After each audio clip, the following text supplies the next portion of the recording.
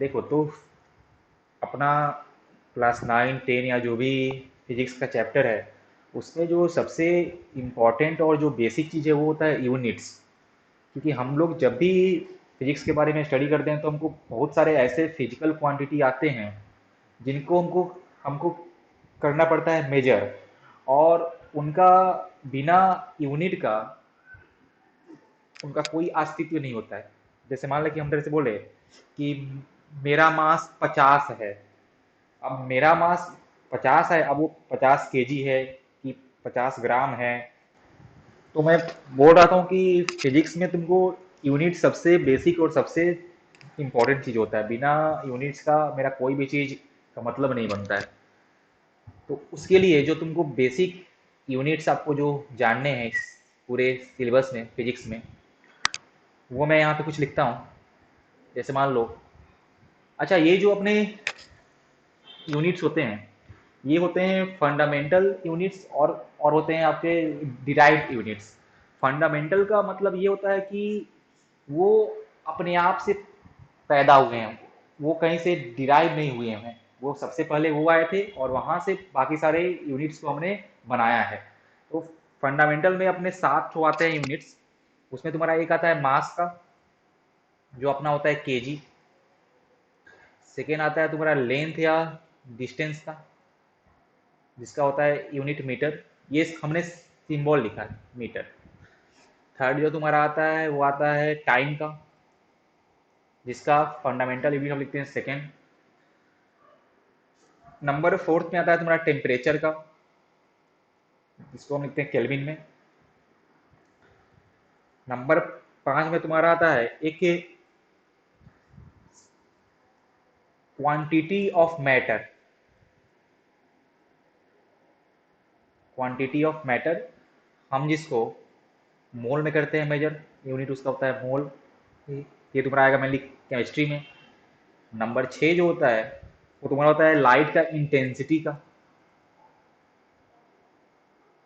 Intensity of light, और इसका होता है यूनिट कैंडेला। और नंबर 7 जो होता है वो तो होता है अपना करेंट का, और करेंट का होता है यूनिट एम्पियर। तो ये जो 7 आपके फंडामेंटल फिजिकल क्वांटिटी हैं, ये कहीं से नहीं आए हैं, ये खुद से हुए हैं पैदा। और बाकी जितने फंडामेंटल क्वांटिटी है वो सब इनसे होते हैं डिराइव्ड, वो इनसे बनते हैं। तो उनको हम बोलते हैं डिराइव्ड फिजिकल क्वांटिटी, या जो उनका होता है यूनिट तो उसको हम बोलते हैं डिराइव्ड यूनिट। जैसे मान लो सबने ऐसा सुना होगा कि unit of distance, sorry distance नहीं, ऐसा बोलो कि unit of speed is metre per second. Unit of speed is metre per second. तो देखो ध्यान से, तो स्पीड का हमने लिखा है यूनिट मीटर पर सेकेंड। यहाँ पे मीटर क्या है? Metre is the unit of length या फिर distance, and second is the unit of time. देखो यहाँ पे second is the unit of time. मतलब कि ये जो स्पीड एक नया फिजिकल क्वांटिटी जो बना है, वो डिस्टेंस और टाइम से मिलके बना है। तो ये जो अपना स्पीड हुआ, उसको हम बोलते हैं डिराइव्ड फिजिकल क्वांटिटी। ये खुद से पैदा नहीं हुआ है, हमने इसको बनाया है डिस्टेंस और टाइम से। तो ये आपका हो गया डिराइव्ड। ऐसे ही आपके और भी सारे आते हैं, काफी सारे। सबने ये सुना होगा डेंसिटी। तो हम बोलते हैं डेंसिटी का जो होता है यूनिट वो होता है केजी पर मीटर क्यूब। सबने ऐसा सुना होगा कि डेंसिटी का यूनिट होता है केजी पर मीटर क्यूब। तो देखो, तो ये जो तुम्हारा केजी और पर मीटर क्यूब है, ये भी तुम्हारा है डिराइव्ड फिजिकल क्वांटिटी। ये भी तुम्हारा मास मास और लेंथ से मिलके बना हुआ है। देखो KG divided by metre cube. तो ये सब हुआ जो भी हम यहाँ पे सीख रहे हैं। राइट साइड में स्पीड, डेंसिटी, और भी आते हैं बहुत सारे, फोर्स, एक्सेलरेशन, मोमेंटम, आप ले लो वर्क, पावर, एनर्जी, जो भी आपके जो और चीज आते हैं वो सब, उनको हम बोलते हैं डिराइव्ड फिजिकल क्वांटिटी। और बाकी जो आपके 7 हैं, इस 7 को हम बोलते हैं फंडामेंटल फिजिकल क्वांटिटी। तो आपको अगर फिजिक्स स्टडी स्टडी करना है अच्छे से, तो ये तो आपको अच्छे से पता होना ही चाहिए यूनिट्स के बारे में। बच्चे गलती क्या करते हैं कि वो ये चैप्टर छोड़ देते हैं, यूनिट्स वाला। और बाद में जब आप आंसर कहीं आपका सॉल्व करते हो क्वेश्चंस, तो वहाँ भी वो लोग यूनिट को छोड़ देते हैं। तो वहाँ से होता है कि आपका मार्क्स का 50%, आपका अगर भले ही आंसर सही है, अगर आपने यूनिट नहीं लिखा है या आपका यूनिट गलत है तो हो सकता है कि आपका पूरा का पूरा आंसर को रॉन्ग कर दिया जाए। तो इसलिए ये यूनिट बहुत ही इंपॉर्टेंट चीज़ होता है और सिंपल सा कहानी है कि बिना यूनिट का कोई भी मीनिंग नहीं बनता है। मैंने तो तुमको अभी जस्ट समझाया कि मैं अगर बोलूँ कि मेरा मास 50 है तो ये इसका कोई भी मतलब नहीं बनता है कि जब तक मैं वहाँ पे यूनिट ऐड नहीं करता हूँ, केजी या ग्राम या फिर क्विंटल, जो भी है तुम्हारा फंडामेंटल बातें। तो ये आप लोग ध्यान रखना कि बिना यूनिट्स का मेरा कोई भी काम नहीं होने वाला है। और जैसे जैसे में हम लोग चैप्टर्स में आगे जाएंगे वहाँ पे काफ़ी सारे फिजिकल क्वांटिटी आएंगे तो उनका मैं यूनिट्स आपको उस समय ही बताऊंगा कि इसका यूनिट क्या होता है। फिलहाल आप लोग ये सब ध्यान रखना, ये फंडामेंटल यूनिट्स और क्या इसका इंपॉर्टेंस है, आपको यूनिट पक्का हर आंसर में लिखना होता है। अब देखो जो तुमको क्लास 9 में सीखना है वो मेनली हमको सीखना है कन्वर्जन ऑफ यूनिट। ये आपका थोड़ा सा होता है इंपॉर्टेंट, कन्वर्जन ऑफ यूनिट। जैसे मान लो कि सबने सुना होगा कि मास का जो एसआई यूनिट जो होता है मोस्टली जो होता है वो होता है केजी। लेकिन मास को हम लोग ग्राम में भी करते हैं मेजर, मास को हम लोग मिलीग्राम में भी करते हैं मेजर। तो ये सब तुम्हारी बातें कि और भी कुछ हमारे यूनिट्स आते हैं तो कहीं कहीं होता है कि क्वेश्चन में आपको एक यूनिट से दूसरे यूनिट में आपको वैल्यू कन्वर्ट करना पड़ता है। तो वो हम लोग कैसे करेंगे वो मैं जा रहा हूँ बताने, कन्वर्जन ऑफ यूनिट।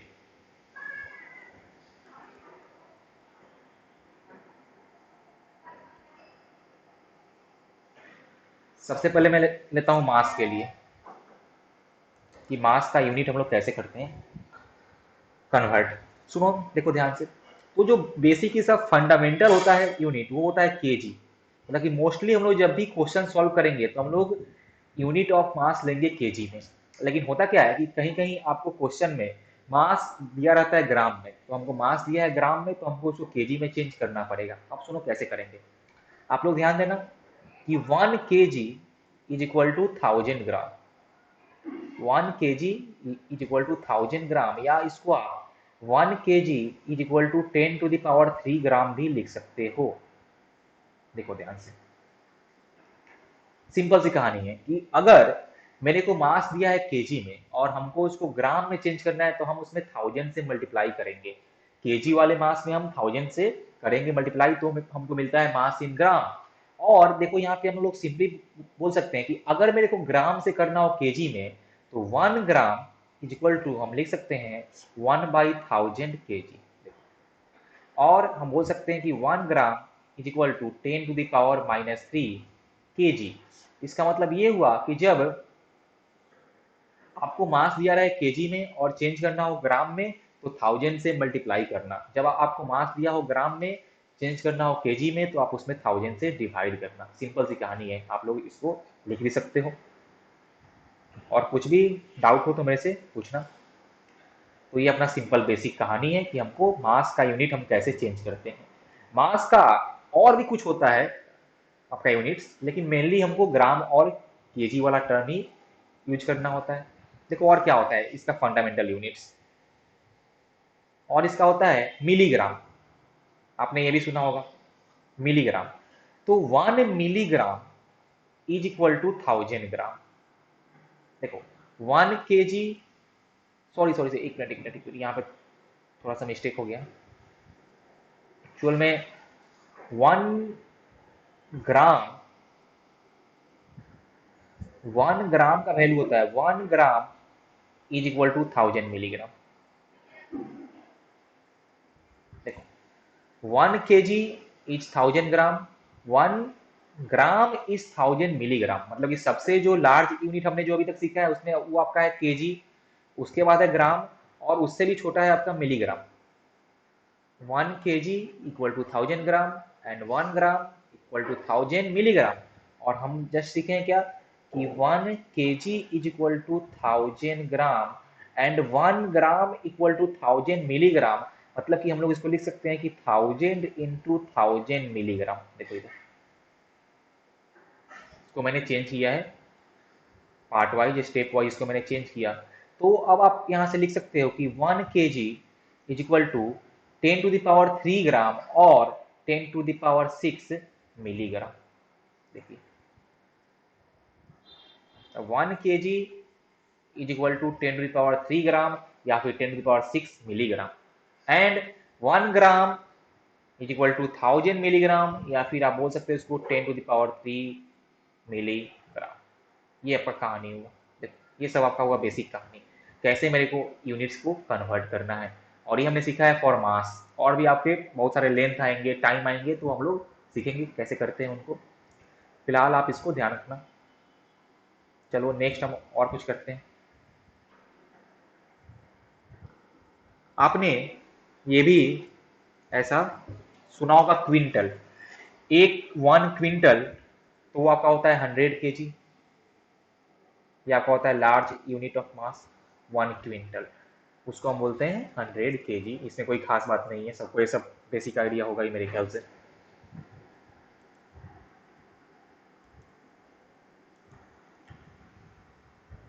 डाउट है कुछ किसी को?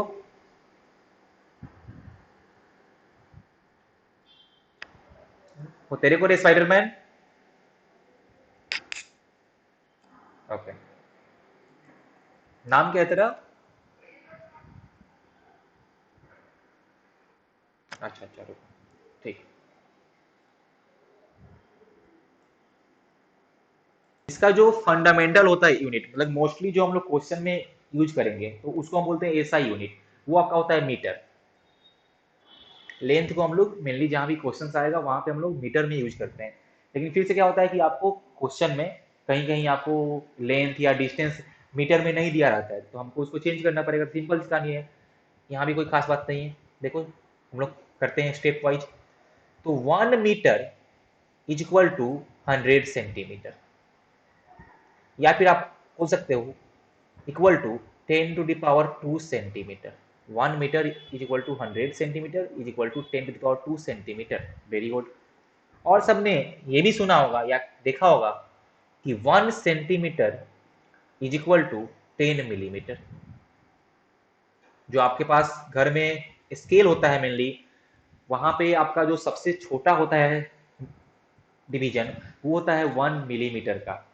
आप, और जो आपका बिग होता है लार्ज डिवीजन, वो होता है आपका 1 सेंटीमीटर का। तो आप देखना कि उस 1 से 2 सेंटीमीटर का जो मार्क होगा उसके बीच में 10 ठो स्मॉल डिवीजन होंगे, तो वो आपके हैं मिलीमीटर में। तो 1 सेंटीमीटर जो होता है वो होता है इक्वल टू 10 मिलीमीटर। अब देखो, तो मैं अगर इसका वैल्यू यहाँ पे पुट करूँ, देखो यहाँ पे, तो हम लिख सकते हैं कि 1 metre is equal to 10⁻³ millimetre. मैंने जहाँ पे 1 सेंटीमीटर था वहाँ पे 10 मिलीमीटर पुट कर दिया। तो आप लोग इसको याद रखना क्या, कि 1 मीटर इक्वल टू 10⁻² सेंटीमीटर या फिर 100 सेंटीमीटर इज इक्वल टू 1000 या फिर 10⁻³ मिलीमीटर। ये आपकी बेसिक बातें हैं और ये इंपॉर्टेंट भी है, आपको क्वेश्चंस में ये सब यूज आने वाले हैं। चलिए, तो हमने सेंटीमीटर मिलीमीटर में सीख लिया। अब देखो हमने यहाँ पे जो सीखा है कि जब मेरे को डिस्टेंस दिया रहे या फिर लेंथ दिया रहे मीटर में और चेंज करना हो सेंटीमीटर में, तो हम उसमें 100 से मल्टीप्लाई करेंगे। जब हमको डिस्टेंस दिया रहे मीटर में और चेंज करना हो मिलीमीटर में, तो हम उसमें 1000 से मल्टीप्लाई करेंगे। तो ये तो हमने सीखा कि कैसे करेंगे मीटर से सेंटीमीटर या फिर मीटर से मिलीमीटर में। अब मान लो कि हमको अगर डिस्टेंस दिया है सेंटीमीटर में, मान लो हमको दिया है 1 सेंटीमीटर, और हमको इसको चेंज करना है मीटर में, तो जस्ट उल्टा, कि जब हमको दिया था मीटर में और करना था सेंटीमीटर में, तो हमने किया था मल्टीप्लाई। जब हमको दिया है सेंटीमीटर में और चेंज करना है मीटर में, तो हम करेंगे डिवाइड। तो सिंपल सी कहानी है कि 1 centimetre is equal to either 1/100 metre, या फिर आप इसको 10⁻⁻² भी लिख सकते हैं। देखो ध्यान से, मीटर से सेंटीमीटर के लिए मैंने मल्टीप्लाई किया था, सेंटीमीटर से मीटर के लिए मैंने कर दिया है डिवाइड। मतलब सिंपल सी कहानी है। लार्ज से स्मॉलर जो होते हैं यूनिट, उनके लिए हम करते हैं मल्टीप्लाई, और स्मॉलर से लार्ज जो होते हैं यूनिट, उनके कन्वर्जन के लिए हम करते हैं divide by the same number. हमने मीटर से सेंटीमीटर के लिए 100 से मल्टीप्लाई किया था, हमने सेंटीमीटर से मीटर के लिए 100 में 100 से डिवाइड कर दिया है। सिंपल सी कहानी है। और देखो सिमिलरली, अगर मान लो हमको करना हो 1 मिलीमीटर से सेंटीमीटर में, तो 1 सेंटीमीटर से मिलीमीटर के लिए हमने 10 से मल्टीप्लाई किया था, तो मिलीमीटर से सेंटीमीटर के लिए हमको 10 से डिवाइड करना होगा, तो हम यहाँ लिखेंगे 1/10 सेंटीमीटर, या आप इसको 10⁻⁻1 सेंटीमीटर भी लिख सकते हो। सिमिलरली अगर मान लो मेरे को 1 मीटर को चेंज करना हो, नहीं ये तो आपका हो गया, चलो आपको अगर 1 मिलीमीटर को चेंज करना हो इन मीटर, तो ध्यान से देखो, तो 1 millimetre is equal to 10⁻⁻1 centimetre, and 1 centimetre equal to 10⁻⁻2 metre, मतलब कि हम लोग इसमें 10⁻⁻2 मीटर से करेंगे और मल्टीप्लाई, तो ये आपका हो जाएगा 10⁻3 मीटर। मतलब कि 1 मिलीमीटर से आपको अगर मीटर में चेंज करना है तो आपको 1000 से डिवाइड करना होगा। 1 मीटर से आपको अगर मिलीमीटर में चेंज करना है तो आपको 1000 से यहाँ पे देखो मल्टीप्लाई करना पड़ा था। तो ये सब बेसिक डिफरेंसेज हैं। इससे हम लोग एक दो क्वेश्चन करेंगे प्रैक्टिस, तो और भी हो जाएगा क्लियर। चलो नेक्स्ट देखते हैं और भी कुछ आपके यूनिट्स, और जो लार्जर होते हैं यूनिट्स, कुछ देखिए लार्जर यूनिट्स, वो आपका कुछ आता है किलोमीटर में। 1 किलोमीटर, अब ये होता है आपका 1 kilometre is equal to 1000 metre, देखिए, या फिर आप इसको 10⁻³ मीटर भी लिख सकते हो। अब मेरा सबके लिए ये सजेशन है कि तुम लोग अब इस 1 किलोमीटर को सेंटीमीटर में और मिलीमीटर में खुद से चेंज करो और मेरे को आंसर बताओ जल्दी।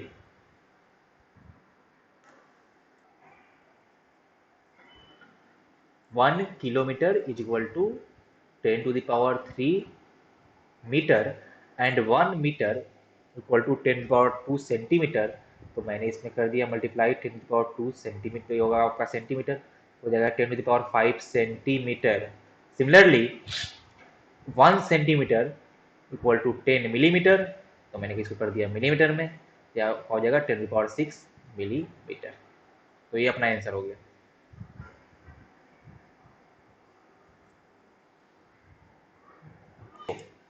ये जो लेंथ हमने हमने किया है, जो भी ऐसा मेजर किया हमने लेंथ वगैरह, मिलीमीटर में, सेंटीमीटर में या किलोमीटर में, ये सब होते हैं हमारे इन इन क्या बोलते हैं, डेली लाइफ में हम लोग करते हैं मेजर। लेकिन मान लो कि ऑन एटॉमिक स्केल, मतलब कि तुमने ना ऐसा सुना होगा कि जो एटम्स जो होते हैं, जो मॉलिक्यूल्स जो होते हैं, उनका साइज बहुत कम होता है, बहुत छोटा होता है। या मान लो कि हम तुमसे पूछें कि जो तुम्हारा कॉपी का पेज है उसका थिकनेस कितना है, तुम्हारे कॉपी के पेज का थिकनेस बताओ मेरे को। तो देखो, तो उस कॉपी के पेज का थिकनेस बहुत कम है, मतलब कि वो मिलीमीटर से भी कम है वो थिकनेस। तो ऐसे बहुत छोटे छोटे जो डिस्टेंस होते हैं या जो बहुत कम कम जो थिकनेस होते हैं, उनको मेजर करने के लिए हम लोग और भी स्मॉलर यूनिट का यूज करते हैं। अब वो जो और भी स्मॉलर यूनिट्स हैं उनके बारे में हम सीखेंगे, और उसमें जो सबसे सबसे पहला कहानी आता है वो आपका आता है माइक्रोमीटर का। माइक्रोमीटर, माइक्रोमीटर बहुत ही छोटा हो गया, तो 1 माइक्रोमीटर, इसको हम लोग सिंबल में लिखते हैं ऐसे, देखो म्यू एम, आपको अगर कहीं सिंबल में ऐसे म्यू एम दिया है, मतलब कि हम बोल रहे हैं माइक्रोमीटर का बात कर रहे हैं। म्यू मतलब कि माइक्रो, और एम जो था वो आपका शो कर रहा है मीटर। एंड आप लोग इसको याद रखना कि 1 micrometre is equal to 10⁻⁻6 metre. 1 micrometre is equal to 10⁻⁻6 metre. ये आपका हो गया कहानी ऑफ माइक्रोमीटर। देखो माइक्रो का मतलब ही होता है 10⁻⁻6। अब यहाँ पे हम बात कर रहे थे डिस्टेंस का, तो आया है 1 माइक्रोमीटर। हम अगर टाइम का बात करते तो वहां पे आपका 1 माइक्रो सेकेंड भी आ सकता था। तो माइक्रो का मतलब ही होता है 10⁻⁻6। अब उसके बाद आप कौन सा फिजिकल क्वांटिटी कर रहे हो मेजर, आप उसका यूनिट बाद में ऐड कर देना, सबको ये याद रहेगा। हाँ सर बिल्कुल। जैसे मान लो कि एक मेरा एग्जांपल है, कन्वर्ट 100 माइक्रोमीटर इनटू मीटर। आपको 100 माइक्रोमीटर को चेंज करना है मीटर में, तो हमने अभी जस्ट सीखा कि 1 माइक्रोमीटर इक्वल टू 10⁻⁻6 मीटर, मतलब कि माइक्रोमीटर से मीटर में चेंज करने के लिए हम लोग 10⁻⁻6 से मल्टीप्लाई करेंगे। तो देखेंगे कि 100 micrometre is equal to 100 into 10⁻⁻6 metre. देखो तो ये आपका आ जाएगा 10⁻⁻4 मीटर। तो ये आपका आंसर हो गया, 100 micrometre is equal to 10⁻⁻4 metre. Basic कहानी है सब, इसमें कोई खास बात नहीं है। आपका माइक्रो केजी भी हो सकता है कि 1 माइक्रो केजी इज 10⁻⁻6 केजी, लेकिन मेनली माइक्रो का हम लोग जो यूज करेंगे वो हम लोग लेंथ के लिए करेंगे अभी फिलहाल, तो आपको और ज़्यादा सोचना नहीं है। देखो ये सब हुआ बेसिक बात है। अब मान लो, चलो मेरा एक क्वेश्चन है, कन्वर्ट 1 माइक्रोमीटर इंटू मिलीमीटर। आपको 1 माइक्रोमीटर को चेंज करना है मिलीमीटर में। अब ध्यान से सोचना कि कौन सा यूनिट है ज्यादा, मिलीमीटर कि माइक्रोमीटर। तो आंसर होगा millimetre. Millimetre is the larger unit of length या डिस्टेंस। तो सिंपल सी कहानी है कि आपको छोटे यूनिट से लार्ज यूनिट में करना है कन्वर्ट, मतलब कि आपको नंबर से, लार्ज नंबर से पक्का डिवाइड करना होगा। चलो सब लोग इसको सॉल्व करो जल्दी से, क्या आता है आंसर। देखो तो यहाँ पे हमको पहले तो सोचना कि देखो क्वेश्चन सॉल्व करने का अपना, चाहे कुछ भी क्वेश्चन क्या यार, जो भी हम लोग अपने डेली लाइफ में भी जो हम लोग करते हैं, तो सबसे पहला काम हम ये करते हैं कि मेरा क्वेश्चन क्या है, मेरा मंजिल क्या है, और उसके बाद हम चेक करते हैं कि मेरे पास रास्ते क्या है। तो आपको डेस्टिनेशन और आपको जो पाथ है वो दो चीज पता होना चाहिए। सपोज साउंड आ रहा है ना, साउंड आ रहा है तुम लोग को अभी? हेलो। कहानी कि मेरे को जो रास्ता, जो स्टार्टिंग वाला पॉइंट है वो है मेरे पास माइक्रोमीटर, और हमको पता है कि 1 माइक्रोमीटर, इतना हमको पहले से पता है कि 1 micrometre equal to 10⁻⁻6 metre, and 1 millimetre equal to 10⁻⁻3 metre. अब तुम हमको बताओ कि इसमें छोटा कौन है, तो आंसर होगा micrometre. Micrometre is the smaller unit compare to the millimetre. अब बताओ मेरे को, ये जो माइक्रोमीटर है वो मिलीमीटर से कितना छोटा है, तो आंसर होगा 1000 टाइम्स। पक्का ना? क्योंकि देखो जब हम मिलीमीटर में 1000 से डिवाइड करेंगे तब मेरे को मिलेगा माइक्रोमीटर, या फिर जब हम माइक्रोमीटर में 1000 से मल्टीप्लाई करेंगे तो हमको मिलेगा मिलीमीटर। देखो सब लोग यहाँ से, पक्का ना? श्योर हो?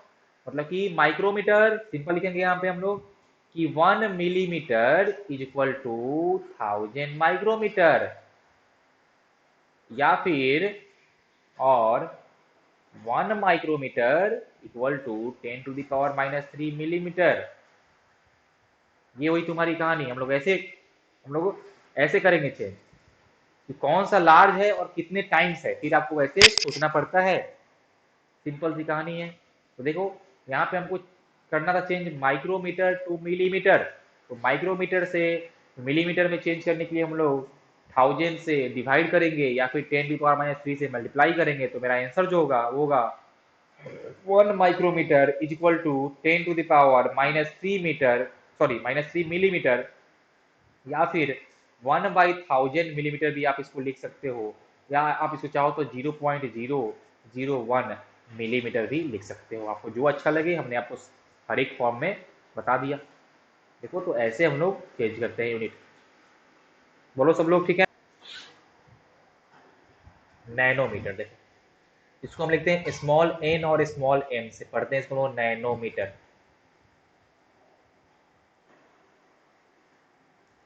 और 1 नैनोमीटर का वैल्यू होता है 10⁻⁻9 metre. 1 nanometre equal to 10⁻⁻9 metre, मतलब ये आपका माइक्रो से छोटा होता है। कितना? 1000 टाइम्स छोटा होता है, क्योंकि आपका माइक्रो था 10⁻⁻6 मीटर और नैनो आ गया है 10⁻⁻9 मीटर, तो ये आपका 1000 टाइम्स स्मॉलर होता है देन माइक्रो। मतलब कि हम लिख सकते हैं, देखो ऐसा यूनिट हम कहीं से कहीं भी हम लोग चेंज कर सकते हैं, बस हमको बेसिक नॉलेज हो। तो हम बोल सकते हैं कि 1 nanometre is equal to 10⁻³ micrometre, क्योंकि ये जो नैनो है वो 1000 टाइम स्मॉलर है माइक्रो से। अब चाहो तो इसको आप इन इन मिलीमीटर, इन किलोमीटर, सब में आप इसको चेंज कर सकते हो, कोई यू कहानी नहीं है। अच्छी बात है। चलिए ये हमने सीख लिया। अब नेक्स्ट जो आपका है, देखिए इससे भी स्मॉलर, उसको बोलते हैं एंगस्ट्रॉम। और उसको हम करते हैं डिनोट ए, और ऊपर एक हम शो करते हैं ऐसा जीरो टाइप का साइन, तो इसको ये होगा symbol of angstrom. And 1 angstrom is equal to 10⁻⁻10 metre. 1 angstrom is equal to 10⁻⁻10 metre. मतलब कि angstrom is smaller than nano also. कितना टाइम्स? 10 टाइम। मतलब कि हम लोग बोल सकते हैं कि 1 angstrom is equal to 10⁻⁻1 nanometre. पक्का ना? हाँ बिल्कुल बोल सकते हैं, जो 10 टाइम्स उससे स्मॉलर है। और हम बोल सकते हैं कि 1 nanometre is equal to 10 angstrom. देखो इधर 1 एंगस्ट्रॉम इक्वल टू 10⁻⁻1 नैनोमीटर, या फिर आप इसको 0.1 नैनोमीटर भी बोल सकते हो। And 1 nanometre is equal to 10 angstrom. तो ये आप लोग इसको याद रखना, इसमें कोई खास बात नहीं है। चलो एक सवाल है मेरा। सवाल ये है, कन्वर्ट 4000 एंगस्ट्रॉम इनटू नैनोमीटर। चलो इसको तुम लोग जल्दी से सॉल्व करो। 4000 एंगस्ट्रॉम इक्वल टू 400 नैनोमीटर। सही है, क्योंकि हमने जस्ट अभी सीखा है कि 1 एंगस्ट्रॉम इक्वल टू 0.1 नैनोमीटर, या फिर simple 1 angstrom equal to 10⁻⁻1 nanometre. या इसको आप ऐसे बोल सकते हो कि एंगस्ट्रॉम से नैनोमीटर में चेंज करना हो तो हम लोग 10 से डिवाइड करते हैं, तो मैंने बस इसमें 10 से डिवाइड कर दिया। देखो 400 नैनोमीटर आंसर आ गया है, क्योंकि ये 100 टाइम्स स्मॉलर है एंगस्ट्रॉम से। या आप लिख सकते हो कि 1 angstrom is equal to 100 picometre. तो ये सब कहानी हम लोग लिख सकते हैं। नेक्स्ट है अपना फर्मीमीटर, सबसे स्मॉलेस्ट जो हम लोग को जानना है। फर्मीमीटर ये आपका आता है on the level of atomic atomic measurement. और इसका सिंबल हम लिखते हैं 1 FM से, small FM। And 1 fermimetre equal to होता है 10⁻⁻15 मीटर। तो बस आप लोग इसको याद कर लेना, बेसिक बातें हैं। ऐसे आपको ये पीको और फर्मी के बारे में उतना नहीं जानना है। मेनली आपका जो चर्चा जो होगा क्वेश्चन में, वो आपका सेंटीमीटर, मिलीमीटर और मीटर में ही होता है। लेकिन आपके स्कूल में ये एग्जाम्स वाले में कभी कभी एंगस्ट्रॉम और नैनो से भी वो लोग कन्वर्ट करने के लिए क्वेश्चन दे देता है। तो बस बेसिक बातें सबको ध्यान रखना है। ये सब तुम लोग एक बार देख लेना इसको। और कुछ तुम लोग के लिए होमवर्क है, ये तुम लोग कल मेरे को बताना क्या क्या आंसर आया तुम्हारा। तुमको ये बताना है कि 1 metre square equal to how much centimetre square, 1 metre square equal to how much millimetre square. हम चाहते हैं चेंज करना एरिया। और 1 metre cube equal to how much centimetre cube, 1 metre cube equal to how much millimetre cube. Also 1 centimetre square equal to how much metre square, 1 millimetre square equal to how much metre square. उसके बाद 1 centimetre cube equal to how much metre cube, 1 millimetre cube equal to milli how much metre cube. ये आपको मेरे को change करके बताना है answer. ये आपका होमवर्क है।